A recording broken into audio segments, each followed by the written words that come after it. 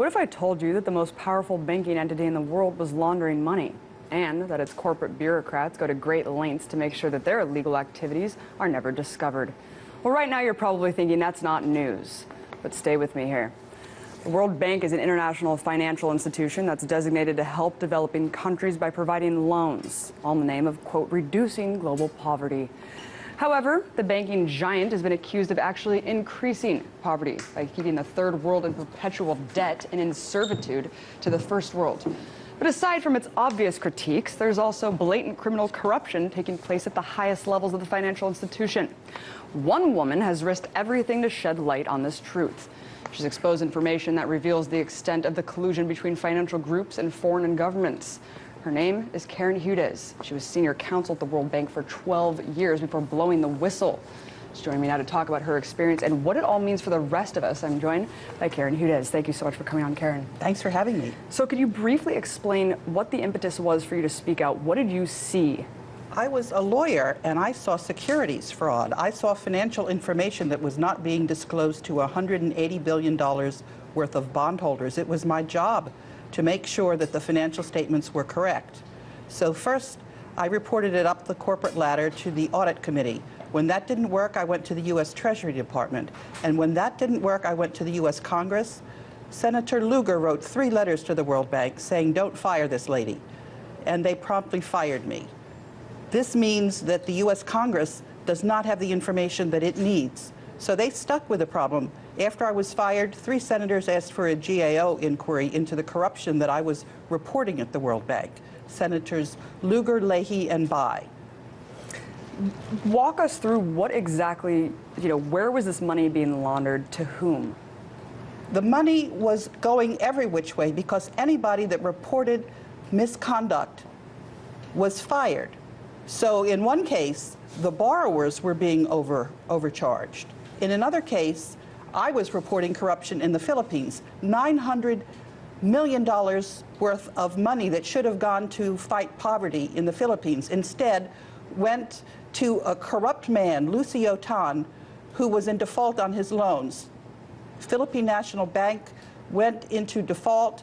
There was a run on the bank. Philippine National, the investment company tried to bail out the bank for $500 million. And then the board was lied to. And my story is about trying to uncover the cover-up. The cover-up went all the way to Congress, and then it went to 188 ministers of finance. So this is corruption in the entire world. And until it's set straight, what we're going to have is we're going to have a currency war. So you think that this was just a microcosm of what's happening across the entire institution? You just saw one aspect of this kind of laundering. It wasn't just me. There's a group of World Bank whistleblowers. There's one of us from the United Kingdom. There's one of us from Mexico. There's one of us from India. There's one of us from Ethiopia.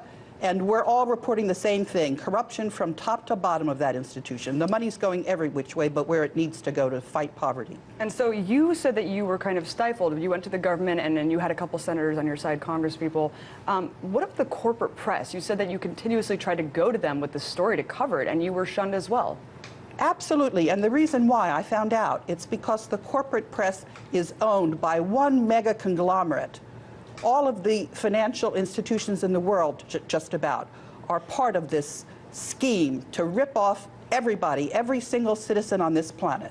That's what I'm talking about. And it's not just my idea. There was a very accurate report on this from the Federal Institute of Technology in Zurich, Switzerland. 3 mathematicians looked at accurate corporate data on 43,000 transnational companies, and they reported that through very clever interlocking corporate directors, these groups managed to grab 10 times the power than they otherwise had in their finances. So they own 40% of the assets of all of the companies traded on the capital markets of the world, and they own 60% of the earnings for every year. This means that the central banks for the world are issuing paper money with absolutely no accountability to the people who are using this money. And pretty soon, in a matter of weeks probably, the whole system is going to come to a screeching halt with something called gold backwardation. Well, let's back up a little bit because, I mean, basically there's no oversight over these institutions. Aside from laundering money, plainly, they're also laundering money offshore, hidden in these bank accounts, offshore bank accounts. I want to talk about how much power the banking system really has over geopolitics. I mean, you just broke down that all of these people are kind of interlocking. Would you say that they control the government as well? Absolutely. What I have documented is state capture. I tried to have information go to the voters before the presidential elections because Robert Zellick was Mitt Romney's National Security Transition Planning Chief. CBS wouldn't report it. If the voters don't know who they're voting for, I asked CBS to have a question on international corruption. They figured the American public didn't need to know. So if the public doesn't know what's really going on, then you don't have a democracy, and that's what we're talking about. Can you name any names of who you think are the real power players here? Because I know that, you know, if a little bit of digging can really reveal who these people are that are kind of pulling the strings here. What you need to do is you need to look at the ownership of these corporations. They're the ones that we hear about all the time. Goldman Sachs. Yeah. You were talking about Bank of America. They are actually all one bank. That's what happened when we saw the LIBOR crisis. These institutions are one big conglomerate that think they control the world, and they think they're above the law, and they're not. What about just the guise of the IMF and World Bank, kind of looking back since you served so long into this institution? What do you think about kind of what they present and sell themselves to the entire world? I mean, the whole structural adjustment policies, keeping the third world perpetually in debt. I mean, do you think that's just an entire ruse to maintain their profit structure? I think these are institutions that, if they're cleaned up, can do a lot of good. They can provide a basis for a peaceful transition. It's very clear that we need to have some regularity in our international financial system. We need what we certainly don't need is a currency war, and that's what we're on track for, unless and until we start to get to the bottom of this corruption. And it's very simple, actually, to do, because most of the people know that the corporate media, 70% of the Americans in a recent Gallup poll, distrust their media, because it's owned by these banks. Karen, to wrap it up, why do you think that whistleblowers such as yourself, obviously exposing this massive corruption within these financial institutions, are not incurring the full wrath of the state as we see as somewhere like Edward Snowden or Bradley Manning? That's a very interesting question. I think it's because we have the people behind us and enough people know about us, and because we're working together.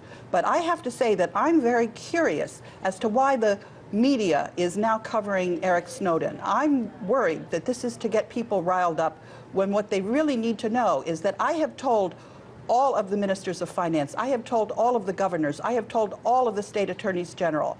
I bought a bond and I had a lawsuit, and 188 ministers of finance settled my lawsuit.